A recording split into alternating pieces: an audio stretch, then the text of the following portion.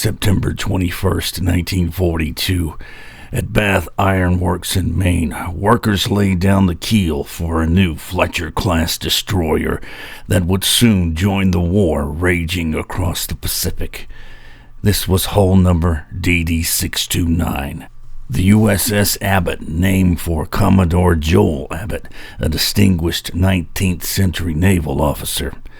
4 months later, on February the 17th of 1943, the ship slid down the ways into the Kennebec River, christened by Mrs. Grace Abbot Fletcher, the great-granddaughter of the ship's namesake.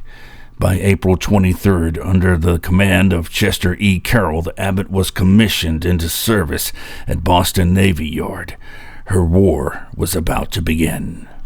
The USS Abbot was one of 175 Fletcher-class destroyers, the most successful American destroyer design of World War II and the backbone of the Pacific Fleet. Understanding what made these ships so effective helps us appreciate the Abbot's remarkable wartime service. At 376 feet long with a beam of just under 40 feet, the Abbot displaced 2,050 tons. Her General Electric geared turbines generated 60,000 shaft horsepower, driving her through the water at speeds exceeding 35 knots, fast enough to screen carriers and hunt submarines. Her weapons told the story of a ship designed for multiple combat roles. 5-inch dual-purpose guns could engage enemy ships on the surface or aircraft in the sky. Multiple 40mm and 20mm anti-aircraft batteries provided close-in defense against Japanese planes. 10 21-inch torpedo tubes in 2 quintuple mounts gave her a deadly punch against enemy warships. Depth charge projectors and racks completed her anti-submarine arsenal. Inside this floating fortress lived 329 officers and men, a crew that would fight together across 2 years of Pacific combat, earning 4 battle stars for their service. After shakedown training in the cold waters off of Casco Bay, Maine, and escort duties for larger warships conducting their own trials, the Abbot was deemed ready for combat. On September the 10th of 1943, she departed New England for the Pacific Theater. The destroyer transited the Panama Canal on September 16th, briefly stopped at San Diego, and continued westward on the 28th. By early October 1943, she had reached Pearl Harbor, the staging ground for America's island-hopping campaign across the Pacific. What lay ahead was an odyssey that would take the Abbot from the Marshall Islands to the Philippines, from the Marianas to the shores of Japan itself. Over the next 2 years, she would participate in every major offensive of the Pacific War, earning her crew's nickname, Dabbler, a testament to her presence throughout the theater, performing the essential but often unglamorous task that kept the offensive moving forward.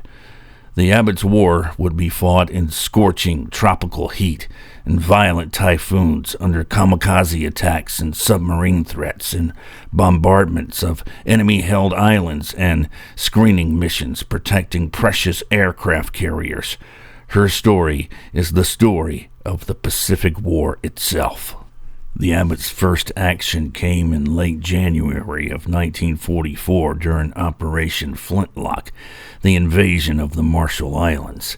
Assigned to Task Group 50.1.5, the neutralization group attached to Admiral Mark Michener's Task Force 58, the Abbot had a crucial mission that was to keep bypassed Japanese bases out of the fight.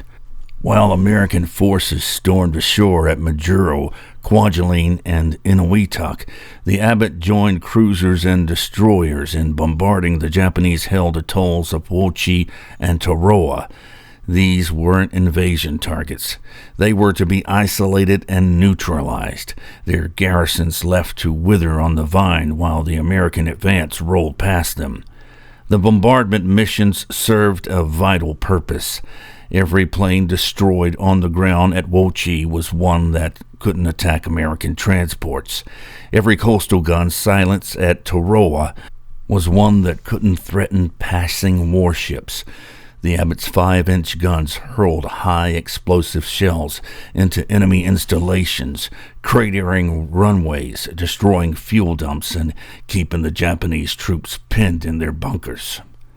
Through late January and into mid-February, the Abbot continued these strikes, her crew learning the rhythm of combat operations, the crack of the guns, the smell of cordite, the constant vigilance against the submarine attack, the exhausting cycle of watch rotations in tropical heat. By mid-February, the marshals secured. The Abbot shifted to patrol duty between Majuro and Kwajalein, protecting new American anchorages that would serve as springboards for the next offensive.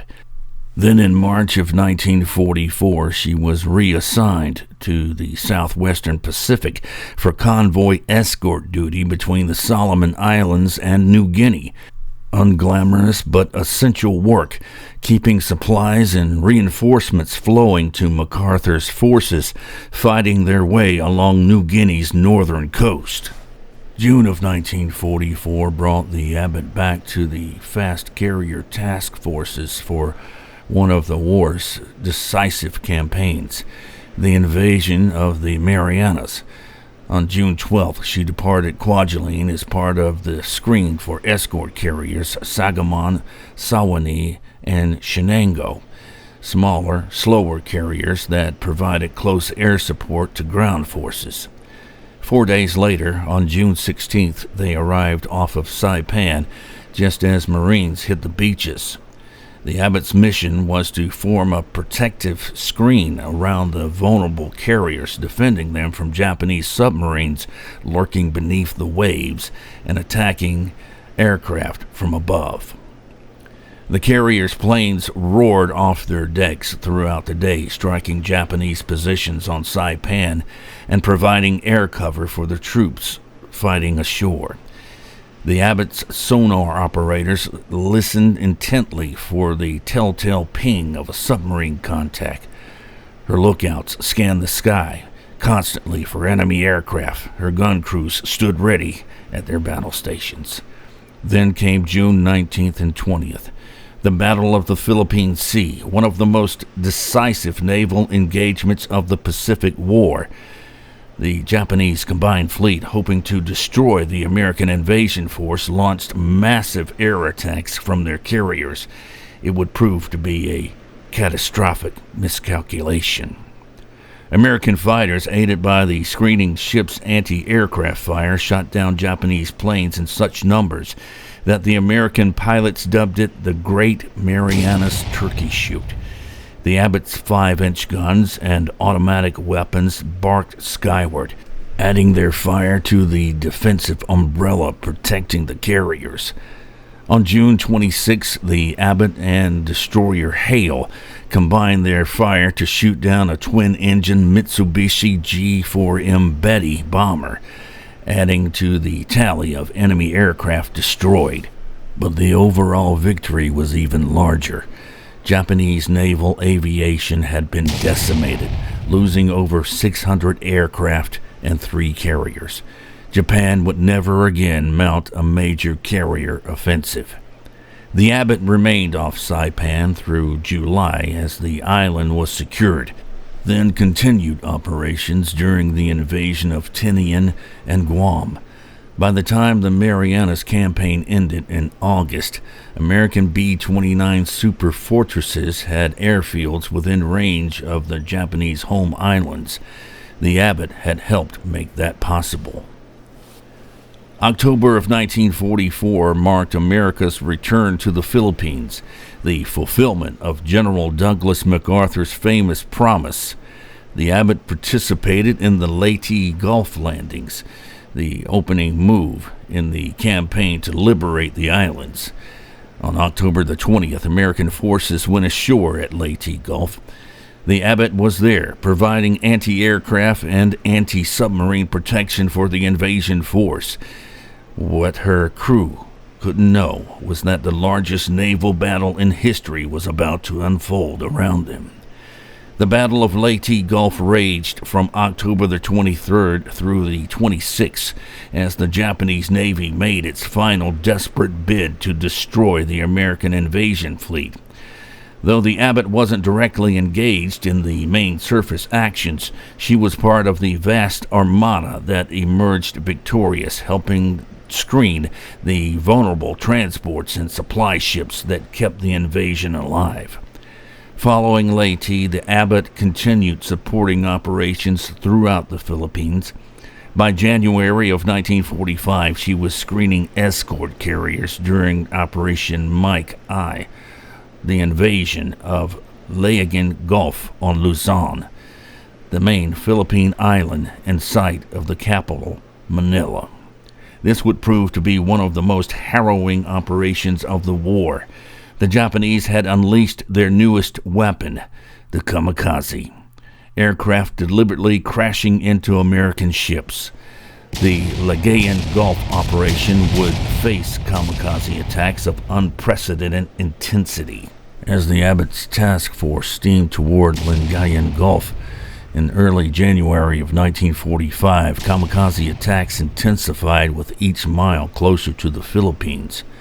On January the 4th, the Abbot's crew watched in horror as a plane crashed into escort carrier Amani Bay. The carrier's aviation gasoline and bombs detonated in a catastrophic explosion, forcing her abandonment. Destroyer burns sent her to the bottom with torpedoes to prevent her from falling into enemy hands. It was a grim preview of what lay ahead. On January 6, the support carrier group divided into separate units.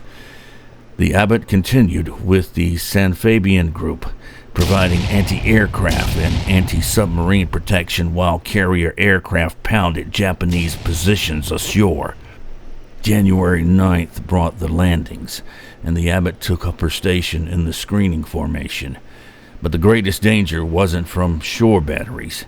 It came from above. Day after day, kamikaze aircraft bore in on the American ships.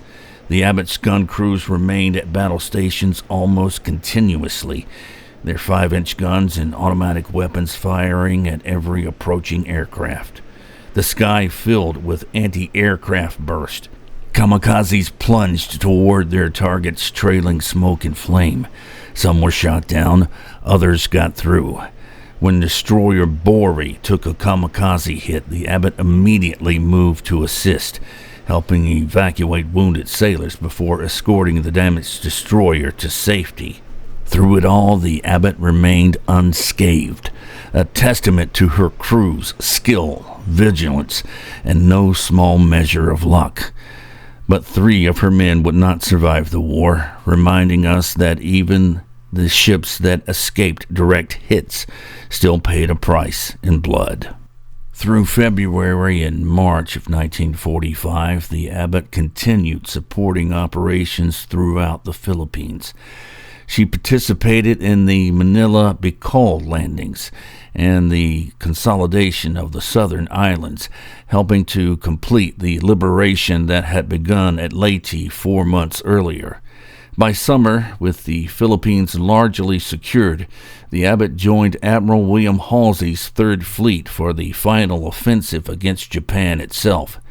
From July 10th through August 9th, 1945, she operated with the fast carriers as they launched devastating strikes against the Japanese home islands.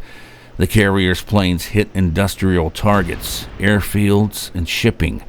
The Abbot and her sister destroyers formed the outer screen, protecting the carriers from submarine attack while their anti-aircraft batteries stood ready to defend against remaining Japanese aircraft. Even as victory neared, the sea remained dangerous.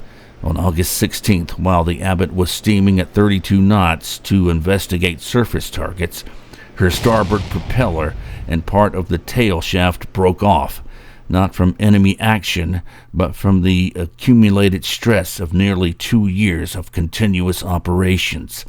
The damage forced her to Okinawa for temporary repairs before she could make the long journey home.